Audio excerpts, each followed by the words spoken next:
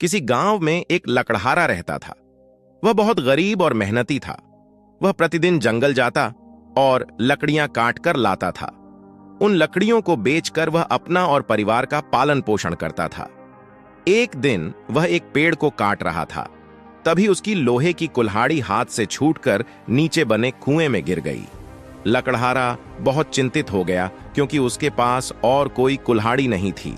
वह कुएं के किनारे पर बैठकर भगवान को याद करने लगा। तभी अचानक एक देवता उसके सामने प्रकट हुए। उन्होंने लकड़हारे से पूछा कि तुम क्यों उदास हो। लकड़हारे ने उन्हें पूरी बात बताई। यह सुनकर देवता बोले, मैं अभी तुम्हारी कुल्हाड़ी ला देता हूं। ये बोलकर वे कुएं के अंदर चले गए और एक पीतल की कुल्हाड़ी लेकर बाहर आए। उन्होंने लकड़हारे से कहा कि यह लो तुम्हारी कुल्हाड़ी। यह देखकर लकड़हारा उदास हो गया और बोला कि हे देवता, ये मेरी कुल्हाड़ी नहीं है। देवता मुस्कुराए और फिर कुएं के अंदर गए, लेकिन इस बार चांदी की कुल्हाड़ी लेकर बाहर आए। लकड़हारे ने फिर से कहा कि यह भी मेरी कुल्हाड़ी नहीं है।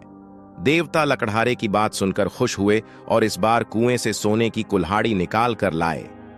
यह देखकर लकड़हारे ने कहा कि हे देवता, मेरी कुल्हाड़ी लोहे की है। यह सुनकर देवता बोले कि मैं तुम्हारे सच बोलने की आदत से बहुत प्रभावित हूं। उन्होंने उसे लोहे की कुल्हाड़ी देते हुए कहा कि ये तीनों कुल्हाड़ी मैं तुम्हें उपहार स्वरूप देता हूं।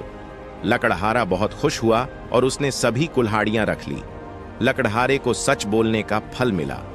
सच्चाई पर कदम रखने में बहुत सारी कठिनाइयों का सामना करना पड़ता है, लेकिन इस मार्ग पर सफलता देर से मिलती है, लेकिन इस परिणाम का फल हमेशा अपने जीवन भर साथ चलता है।